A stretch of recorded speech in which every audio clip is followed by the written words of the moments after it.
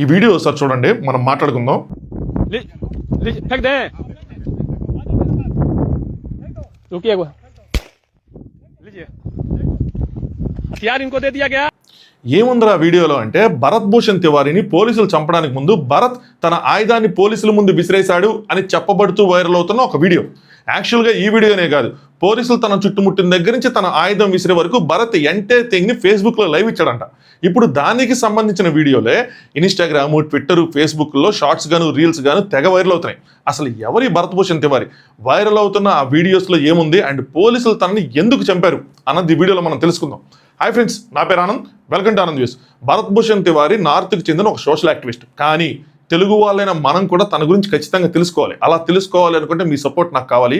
మీ support ఏ విధంగా కావాలంటే మీరు ఈ వీడియోని లైక్ చేసి కొత్తగా చూసే వాళ్ళు సబ్స్క్రైబ్ చేసుకోండి. ఎందుకంటే ఈ వీడియో యూట్యూబ్లో ఖచ్చితంగా రిస్ట్రిక్షన్ గురవుతుంది. దీని మీద మానిటైజేషన్ స్టేటస్ కూడా నాకు తెలిసి మ్యాక్సిమం అవ్వకపోవచ్చు, బట్ అది నాకు ఫరక్ పడదు. కానీ ఈ వీడియో ఎక్కువ మందికి రీచ్ అవ్వాలని కోరుకుంటున్నా. సో దానికోసం మీరు చేయాల్సిందల్లా లైక్ చేసి వీడియోని ఖచ్చితంగా ఛానల్ని సబ్స్క్రైబ్ చేసుకోండి. సరే, అసలు ఎవరి భరత్ భూషణ్ తివారీ అంటే బీహార్ రాష్ట్రం భోజ్పురి జిల్లాలోని బిలౌతి గ్రామానికి చెందిన ఒక స్థానిక సామాజిక కార్యకర్త, ఒక సోషల్ యాక్టివిస్ట్. నిరుపేదల హక్కుల కోసం లేదంటే సమాజంలో స్థానికంగా జరుగుతున్న సమస్యల మీద తను నిరంతరం తన గలం విప్పిస్తూ సోషల్ మీడియా వేదికైన ఫేస్బుక్ లైవ్స్ ద్వారా అధికారులు కానీ లేదంటే ప్రభుత్వ నాయకులు కానీ క్వశ్చన్ చేస్తూ ఉంటాడు. రోడ్ల నిర్మాణం, తాగునీరు, పాఠశాలల అభివృద్ధి, అన్నిటికన్నా ముఖ్యంగా స్థానికంగా ఉన్న అధికారుల లంచగొండితనాన్ని తను సోషల్ మీడియా వేదికగా ప్రశ్నిస్తూ అక్కడున్న అధికారులు కానీ నాయకుల మీద కానీ ఒత్తిడి తీసుకొచ్చాడు. అసలు భరత్ తివారీ ఎగ్జాక్ట్గా దేనికోసం పోరాడాడన్నది అక్కడున్న గ్రామస్తుల కథనం ప్రకారం ఏంటి అంటే, వరదలు, భూక్షయం వల్ల ఇల్లు కోల్పోయిన కుటుంబాలకు న్యాయం చేయాలని చెప్పి డిమాండ్ చేశాడు. పునరావాసం కోసం ప్రభుత్వం విడుదల చేసిన నిధులు సక్రమంగా ఖర్చు అవుతున్నాయా లేదా అనే విషయంపై ప్రశ్నలు లేవనెత్తాడు. వీళ్ళకి వరదలు వచ్చినప్పుడు అక్కడ పునరావాసం కల్పించారు, కానీ అందులో బేసిక్ ఫెసిలిటీస్ అనలేవు. ఓ పక్కన కట్ చేస్తే గవర్నమెంట్ కోట్ల ఫండ్స్ రిలీజ్ చేసింది, కానీ వీళ్ళకి చూస్తుంటే అక్కడ లక్షల్లో కూడా అక్కడ ఉన్న అధికారులు కానీ లేదంటే గవర్నమెంట్కి చెందిన నాయకులు కానీ ఖర్చు పెట్టలేదు. సో దీంతో తను ఏం చేశాడంటే పునరావాస పనుల్లో అవినీతి జరిగిందని ఆరోపిస్తూ పారదర్శకత కోరాడు. ఇది మొత్తం సోషల్ మీడియా వేదికైన ఫేస్బుక్ ద్వారా ఇక్కడున్న అధికారులను కానీ లేదంటే నాయకులను కానీ తను ప్రశ్నించాడు. అదే వాళ్ళకి మండేలా చేసినట్టుంది. బాధిత కుటుంబాలకు విద్యుత్తు, తాగునీరు వంటి మౌలిక సదుపాయాలు కల్పించాలని చెప్పి అధికారులను కోరాడు. 2025లో గంగానది భూక్షయం కారణంగా జువానియా గ్రామం తీవ్రంగా నష్టపోయింది. వందలాది కుటుంబాలు ఇల్లు కోల్పోయి ఈ బాధితులకు న్యాయం జరగాలని, పునరావాస నిధుల్లో పారదర్శకత ఉండాలని చెప్పి భరత్ తివారీ నిరంతరంగా పోరాడాడని చెప్పి అక్కడున్న గ్రామస్తులు సోషల్ మీడియా వేదిక మీద కానీ లేదంటే అక్కడ ఉన్న జర్నలిస్టులకు కానీ తెలియజేసిన కథనాలు ఇవన్నీ. సో అల్టిమేట్గా మొత్తం తిప్పితే భరత్ తివారీ ఏం చేశాడరా అంటే అక్కడున్న ప్రజలకు మంచి జరగాలి అని చెప్పి పోరాడాడు. అలాగే ప్రభుత్వం ఇస్తున్న నిధులు దారి మల్లుతున్నాయి అని చెప్పి స్థానికంగా జరుగుతున్న లంచగొండితనాన్ని అక్కడ అధికారులు కానీ లేదంటే రాజకీయ నాయకులు కానీ చేస్తున్న దోపిడీని తను క్వశ్చన్ చేశాడు. అయితే ఇంత చేసిన భరత్ ఒకే ఒక తప్పు చేశాడు. తను ఎంత క్వశ్చన్ చేస్తున్నా దీని మీద ఏది ముందుకు సాగట్లేదని సోషల్ మీడియా వేదికగా ఆయుధాలు పట్టుకొని అక్కడున్న లోకల్గా ఉన్న అధికారులను తను బెదిరించాడు. ఇది ఒక్కటే తను చేసిన తప్పు. సో అధికారులు మాకు ఇక్కడ ముప్పు ఉంది, ప్రాణహాని ఉంది అని చెప్పి పోలీస్ కంప్లైంట్లు ఎన్ని ఫైల్ చేయడంతో పోలీసులు తనని అరెస్ట్ చేద్దామని వెళ్ళారు. పోలీసులు అరెస్ట్ చేద్దామని వెళ్ళిన తర్వాత ఒక పెద్ద డ్రామా జరిగింది. ఏం జరిగిందన్న చెప్తాను చూడండి. జూన్ 17, 2026 అంటే ఇది జరిగి దాదాపు ఒక వారం అవుతుంది. పోలీసులు అతన్ని పట్టుకునేందుకు ఒక ఆపరేషన్ నిర్వహించారు. ఈ సమయంలో కాల్పులు జరిగాయి. సో పోలీసులు ముందుగా తన ఇంటికి వెళ్ళారు, అక్కడ తనతో మాట్లాడుతున్నారు. సో పోలీసులు తనను చుట్టుముట్టారు. వాళ్ళ దగ్గర ఆయుధాలు ఉన్నాయి, భరత్ తివారీ చేతిలోనూ కూడా ఒక ఆయుధం ఉంది. అలాగే పోలీస్ ఆఫీసర్ ఒక ఆయన వాళ్ళ ఇంట్లో కూర్చొని మాట్లాడుతున్నాడు, వాళ్ళ అమ్మగారు కూడా ఉన్నారు. ఈ క్లిప్స్ కూడా వైరల్ అయినాయి. దీని తర్వాత పోలీసులు మళ్ళీ వెళ్ళిపోయి మళ్ళీ వెనక్కి వచ్చారు. ఈసారి ఎక్కువ మంది వచ్చారు, ఈసారి తను చుట్టుముట్టారు. అక్కడే తను ఫేస్బుక్ లైవ్ ఆన్ చేశాడు. ఫేస్బుక్ లైవ్ ఆన్ చేసి మొత్తం ఎంటైర్ ఇన్సిడెంట్ ని తను లైవ్ టెలికాస్ట్ చేశాడు అనమాట. సో దాంతో పోలీసులకి తనకు మధ్య జరుగుతున్న ఆర్గ్యుమెంట్ లేదంటే వాదం లేదంటే సంభాషణ ఏదైతే ఉందో అది మొత్తం ఫేస్బుక్ లో వచ్చింది. దానికి సంబంధించిన వీడియోలే రీల్స్ రూపంలో వైరల్ అవుతున్నాయి. సో ఆ వీడియోస్లో ఏముందో సార్ చెప్తానేనండి. తను ఫేస్బుక్ లైవ్ ఆన్ చేసిన తర్వాత వాళ్ళే ఎన్కౌంటర్ అవుతారా నేను అవుతారా చూద్దాం అని చెప్పి తన దగ్గర ఉన్న ఆయుధం పట్టుకొని తను నడుస్తూ పోలీసుల్ని అందరినీ చూపిస్తూ మాట్లాడుతున్నాడు అనమాట. దేశంలో మార్పు వస్తుంది, మీకు అర్థమైందా అని చెప్పి అక్కడ ఉన్న పోలీసులను క్వశ్చన్ చేస్తున్నాడు. చంపుతారా, చంపండి, ఇంతకన్నా ఇంతమంది కలిసి కాలుస్తారా, కాల్చండి, నాకేం భయం లేదని చెప్పి కాల్చు, నా సంరక్షణ వాళ్ళు అక్కడ పోలీసులు ఉన్న నీ సంరక్షణ కోసమే అని చెప్తుంటే నా సంరక్షణ కోసమే అని చెప్పి ఎవరు పంపారు రా మిమ్మల్ని, సీఎం పంపారు, ఎవరు పంపారు, మీరు జాకెట్లు వేసుకొని వచ్చారు అని చెప్పి అంటే బుల్లెట్ ప్రూఫ్ జాకెట్స్ వేసుకొని వాళ్ళు వచ్చారనమాట. నా దగ్గర బుల్లెట్స్ తక్కువ ఉన్నాయి, సో పరిగెత్తండి, మీరే అందరూ పరిగెత్తాలి అని చెప్పి వాళ్ళకి చెప్తున్నాడు. సో నేనేం వినను, వాళ్ళు ఏదో చెప్తారు అనమాట పోలీసులు అటు సైడ్ నుంచి. వాళ్ళు చెప్తుంది మనకు వినిపించట్లేదు, ఎందుకంటే తన దగ్గర ఫోన్ ఉంది కాబట్టి. నేనేం వినను, చంపుతావా చంపు అని చెప్పి ఇంకొక సైడ్ కొంతమంది పోలీసులు అధికారులు అటు కొంతమంది ఇటు ఉన్నారు. సో ఒక్కొక్క వైపు చూసి మాట్లాడుతూ ఉన్నాడు తను. చూడండి చంపుతామంటున్నారు చూడండి అని చెప్పి ప్రజలకు లైవ్ ద్వారా చెప్తున్నారు అనమాట. వాళ్ళ అక్కడి నుంచి సరెండర్ అవ్వమన్నట్టున్నారు. సో ఎందుకు సరెండర్ అవ్వాలి, ఇక్కడ యుద్ధం అయితే నేను లేదా మీరు ఎవరో ఒకళ్ళమే అన్న విధంగా మాట్లాడేస్తాను. అక్కడి నుంచి ఎవరో నువ్వు పిచ్చోడివి అని చెప్పి పోలీసులు ఎవరో కామెంట్ చేస్తున్నట్టున్నారు. సో పిచ్చోడని ఎందుకు అంటున్నావు అని చెప్పి వాళ్ళ వైపు కూడా సీరియస్గా తిరిగాడు. దాని తర్వాత తిను ఒక బుల్లెట్ అయితే కాల్చిన సౌండ్ అయితే మాత్రం వినిపించింది మనకి అందులో ఫేస్బుక్ దాంట్లో. తిను ఒకటి కాల్చిన తర్వాత అటు నుంచి కూడా రెండు కాల్చారు. ఆ సౌండ్లు వచ్చినాయి. చూడండి స్టార్ట్ అయింది అని చెప్తా ఉన్నాను అనమాట. చెప్పాను కదా, ఈ దేశంలో నా బలిదానం ఊరికినే పోదు. ఇక్కడ పోలీసులు ఏంటంటే అందరూ ఇంకా చుట్టుముడుతున్నారు. తను కొంచెం పొలాల్లోకి వెళ్తున్నారు. ఇటువైపు ఏమో ఇటుక బట్టీలు ఉన్నాయి. ఆ ఇటుక బట్టీల వైపు అటువైపు వెళ్తున్నారు. చంపండి దేశభక్తులు నేను మీ తోటాలకి భయపడతారా? దేశభక్తులు ఎవరు భయపడరు. మనం ఓపెన్ గ్రౌండ్స్లో ఉన్నాం, మీరు చంపాలనుకుంటే చంపండి అని చెప్పారు. పోలీసులు ఏదో చెప్తారు అక్కడి నుంచి, ఏం చేయము అది అని చెప్తున్నట్టున్నారు. బట్ ఏదో మనకి సరిగ్గా అది వినపడట్లా. సో చూసుకుందామని చెప్పి తినంటున్నాడు.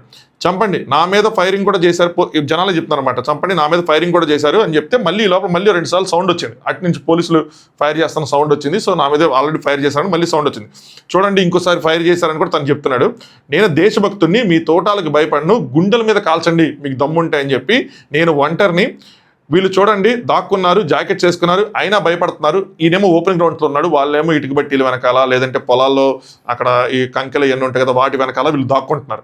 నన్ను చంపాలి అనుకుంటున్నారు, నన్ను మెంటల్ హాస్పిటల్కి తీసుకెళ్తారు. వీళ్ళు ఏం చేద్దాం, వీళ్ళు ప్లాన్ అన్నది కూడా చెప్పారనమాట. నన్ను తీసుకెళ్ళి నా దిమాగ్ని, నా మెదడుని పాడు చేసేసి నేను పిచ్చోడిని అని చెప్పి ప్రూవ్ చేసి నన్ను చంపాలనుకుంటున్నారు అని కూడా ఫేస్బుక్ లైవ్ ఇస్తే చెప్పిన మాటలు ఇది. నా డిమాండ్స్ మీరు వినండి, పోలీసులు ఏదో లొంగిపోవనేది చెప్తుంటే నా డిమాండ్స్ మీరు వినండి అని చెప్పి తన డిమాండ్లు చెప్పాడు. ఈ డిమాండ్లు విన్న తర్వాత నాకు మాత్రం గుండె కదిలిపోయింది. చెప్తాను చూడండి ఏంటంటే, పిలండి, మీరు ఎవరిని పిలుస్తారో వాళ్ళు పిలండి, నా డిమాండ్స్ కనుక నెరవేరుస్తారంటే నేను వెపన్ ఇచ్చేస్తా. వాళ్ళు వెపన్ ఇచ్చామన్నారు, సో నేను వెపన్ ఇచ్చేస్తా అని చెప్పాడు. ఈ దేశంలో ఈ రోజు తర్వాత తన డిమాండ్స్ అనమాట, ఏ మంత్రి అయినా ఏ నేత అయినా సరే ఎవరైనా సరే దేశంతో కానీ సమాజంతో కానీ ఎటువంటి ఆటలు ఆడుకోకూడదు. ఎలక్షన్ టైంలో లేదా ఎప్పుడైనా సరే అబద్ధపు వాగ్దానాలు అసలు చేయకూడదు. ఏదైనా వాగ్దానం చేస్తే కనుక ఖచ్చితంగా పూర్తి చేయాలి, చేయకపోతే విప్లవం వస్తుంది అని చెప్పాడు. సో మీ అందరికీ చెప్తున్నా, సో ఇది చెప్తా వారు ముందుకు నడుస్తూ ఉన్నాడు, చాలా దూరం నుంచి నడుస్తూ ఉన్నాడు. పోలీసులు అక్కడి నుంచొని చుట్టుముడతా ఉన్నారు. కొంతమంది అటు వెళ్తున్నారు, కొంతమంది ఇటు వెళ్తున్నారు, కొంతమంది అక్కడ జీప్స్ దగ్గర ఉంచున్నారు అనమాట. నీ డిమాండ్స్ వాళ్ళు ఏమంటున్నారు అన్నది మనకు చెప్తున్నాను అనమాట. వాళ్ళు అన్నది మనకి వినిపించట్లేదు. వీళ్ళు అంటున్నారు మీ డిమాండ్స్ దేశం కోసం, సో అవి పూర్తి చేయబడతాయి, సర్కార్ అంటే గవర్నమెంట్ సీఎంకి పంపిస్తారంట అని చెప్తున్నారు అని చెప్పి మనకు చెప్తున్నాను అనమాట. అలా అయితే కనుక డిమాండ్స్ పూర్తి చేస్తాము అంటే నేను వెపన్ పడేస్తాను, నాకు అసలు ఈ సమస్య లేదు, కానీ దీని తర్వాత వీళ్ళు ఏదైనా చేస్తా మాత్రం ప్రాబ్లం అయిపోతుంది అని చెప్పి ప్రజలకు చెప్తున్నాడు. సరే మీరు చెప్పండి, వాళ్ళు ఏదో చెప్పారు పూర్తి చేస్తాను అంటున్నారు అది అని చెప్పి చెప్తూ అక్కడ ఎస్పీ గారు ఉన్నారు. ఈ ఎస్పీ చెప్పారు, అక్కడ ఎస్పీ ఏదో చెప్తారు అనమాట. అటు నుంచి ఎస్పీ నేనే చెప్పారు. సో వెపన్ పడేయండి అని చెప్పి ఆయన చెప్తున్నట్టున్నారు. నా డిమాండ్స్ పూర్తి చేస్తారో లేదో చెప్పండి, పోలీసులు ఎవరో నా వాగ్దానాలు పూర్తి చేస్తామంటే నేను పడేస్తాను అది అని చెప్పి చెప్తున్నారన్నమాట. మళ్ళీ చెప్తున్నాను నా వాగ్దానాలు ఇవ్వండి అని చెప్పి మళ్ళీ చెప్పారన్నమాట. నా డిమాండ్స్ ఇవే, సమాజంతో మాత్రం ఎటువంటి ఆటలు ఆడుకోవద్దు, ఎవరైనా మంత్రులు కానీ నాయకులు కానీ అబద్ధపు వాగ్దానాలు చేయకూడదు, చేస్తే కనుక ఖచ్చితంగా పూర్తి చేయాలి, చేయకపోతే నాలాంటి వాళ్ళు ఇలానే ఆయుధాలు పట్టుకుంటారు అని చెప్పి మళ్ళీ చెప్పాడు. రెండో మాట ఇంకోటి ఉంది, రెండోది కూడా చెప్పాడు అనమాట. ప్రతి గ్రామంలో దేశంలో ప్రతి చోట ప్రతి గ్రామంలో ఏదైతే అవ్వాలో దేశం ముందుకు వెళ్ళడానికి ఏవైతే కార్యక్రమాలు లాంటివి ఉంటాయో అవి ఖచ్చితంగా జరపాలి. లాపర్వాయి అంటే నిర్లక్ష్యం కానీ లంచగొండితనం కానీ అవన్నీ లేకుండా ఆ పనులన్నీ మీరు పూర్తి చేయాలి. ఇలా కనుక పూర్తి చేస్తారో ఇలా ఎవరు చేస్తారో చెప్పండి, నేను ఆయుధం పడేస్తానని చెప్పాడు. అక్కడ ఉన్న పోలీసులు తిన లొంగిపోమంటున్నారు, తినేమో నా డిమాండ్స్ పూర్తి చేయండి అంటున్నారు, వాళ్ళు మాట వరుసకు పూర్తి చేస్తామంటున్నారు, ఆయుధం పడేయండి అంటున్నారు. పోలీసులు ఏమో అక్కడి నుంచి ఆయుధం పడేయండి అరుస్తారు. డిమాండ్స్ పూర్తి చేస్తాము అని రాసి పైకి పంపిస్తాము అని చెప్తున్నారు అని చెప్పి వాళ్ళు పోలీసులు చెప్తున్నారంట. అది అక్కడ ఫోన్లో మనకి ఫేస్బుక్ లైవ్లో చెప్తాను అనమాట ఆయన. ఆయుధం పడేస్తా, కానీ దీని తర్వాత వీళ్ళు ఏదైనా చేస్తే మాత్రం మోసం లాంటివి చేస్తే మాత్రం ప్రజలారా మీరు అర్థం చేసుకోండి, వీళ్ళని ఏం చేయాలో మీరే చేయాలి అని చెప్పాడు. సో తనకు డౌట్ వచ్చింది, ఒకవేళ ఆయుధం పడేసిన తర్వాత కూడా నన్ను ఏదైనా చేయొచ్చు వీళ్ళు అని చెప్పి. సో ప్రజలకు ఒక హెచ్చరిక అన్నది చేశాడు. నేను బ్రతుకుంటే వీళ్ళు నన్ను ఏమి చేయకపోతే నేను మళ్ళీ తిరిగి వస్తాను, ఒకవేళ మోసం చేస్తే మాత్రం ఖచ్చితంగా ప్రాబ్లం అవుతుంది, మోసం అవుతుంది, ముందు నుండి యుద్ధం అవదు, ఈసారి మాత్రం వీళ్ళు చేసేలాగే నేను చేస్తానని చెప్పాడు. సో తనకు అక్కడ అనిపించింది ఇంతమంది చుట్టుముట్టారంటే ఏదో జరిగిద్దని చెప్పి. డిమాండ్స్ పూర్తి చేస్తామంటున్నారు, ఇప్పటి నుంచి దేశంలో మార్పు వస్తుంది అని అనిపిస్తుంది అని చెప్పాడు. సరే ఆయుధం తీసుకోండి అని చెప్పి అక్కడ ఉన్న పోలీసులను నమ్మి ఆయుధం తీసుకోండి అని చెప్పి ముందుకు నడుస్తుంటే అక్కడ ఉన్న పోలీసులు లేదు ముందు పడేసి అన్నారు. సో ముందుకు వెళ్తా ఉన్నాడు, నన్ను నమ్మండి అని ముందుకు వెళ్తుంటే విసిరేయాలి అంటే సరే విసిరేయాలా, సరే విసిరేస్తా అని చెప్పి విసిరేశాడు. తను ఎప్పుడైతే విసిరేశాడో ఆ విసిరేసిన దానికి మీరు చూసిన ఫస్ట్ క్లిప్ అదే, విసిరేసిన దానికి తనకి చాలా దూరం ఉంది, అక్కడ ఉన్న పోలీసు అయినా పరిగెత్తుకుంటూ వస్తున్నాడు. బట్ అక్కడితో ఆ ఫేస్బుక్ లైవ్ అన్నది కట్ అయిపోవటం, లేదంటే ఆ వీడియోస్ ఎవరైతే వైరల్ చేస్తారో అక్కడితో అది కట్ అయిపోయింది. దాని తర్వాత ఏం జరిగిందిరా అంటే ఇది మొత్తం పోలీసుల కథనం ప్రకారం అనమాట. పోలీసులు ఏం చెప్తున్నారు అంటే ఆయుధం పడేసిన తర్వాత తను మళ్ళీ ఆయుధం తీసుకొని ఫైరింగ్ స్టార్ట్ చేశాడని చెప్పి మేము ఆత్మరక్షణ కోసం తిరిగి కాల్చామని చెప్తున్నారు. వీళ్ళు మళ్ళీ కాల్చింది మేము కాళ్ళ మీద కాల్చామని చెప్తున్నారు. దాని తర్వాత మేము హాస్పిటల్ కూడా తీసుకెళ్ళామని చెప్తున్నారు. కాళ్ళ మీద కాలిస్తే మరి మనిషి ఎలా చనిపోయాడు అన్నది నాకు అంత ఇదిగా అర్థం కాల. అంటే ఎంత గట్టిగా కాల్చారో ఏంటో తెలియదు కానీ బట్ దీని తర్వాత తనైతే మాత్రం లేడు. భరత్ ఇంకా చనిపోయాడు. సో ఏదైతే గ్రామం కోసం తను పోరాడాడో అదే గ్రామంలో పోలీసుల చేతిలో తను హతమయ్యాడు. ఇందులో తన తప్పు ఉందా, పోలీసులు కథనం రైటా, లేదంటే అక్కడ ఉన్న గ్రామస్తులు కూడా మనం ఏదైతే చూసామో గ్రామస్తులు కూడా అదే చెప్తున్నారు, తన ఆయుధం ఇచ్చేసాడని, ఇచ్చేసిన తర్వాత ఇది జరిగిందని చెప్పి వాళ్ళ కుటుంబం కానీ గ్రామంలో ఉన్న ప్రజలు కానీ ఆరోపిస్తున్నారు. అయితే ఇది జూన్ 17వ తారీఖు జరిగింది. ఇప్పుడు ఎందుకు వైరల్ అవుతుందా అంటే ఈ వీడియోకి సంబంధించి గ్రామంలోని ప్రజల మాటలు ఎంత బయటికి రీచ్ అవుతాయి చెప్పండి. వాళ్ళ మాటలు బయటికి రీచ్ అవ్వవు, ఎవరు వినరు. మీరు చూసుకుంటే ఈ వార్తలు కూడా ఇప్పుడు ఇన్నటి నుంచి నిన్న సాయంత్రం నుంచి ఈ రోజుకి వైరల్ అయినాయి తప్పితే ఏ న్యూస్ ఛానల్స్లోనూ ఎక్కడ కూడా దీని గురించి ప్రముఖంగా ఎటువంటి వార్తలు రాలేదు. నాకు తెలిసి ఇప్పటి నుంచే వస్తాయి.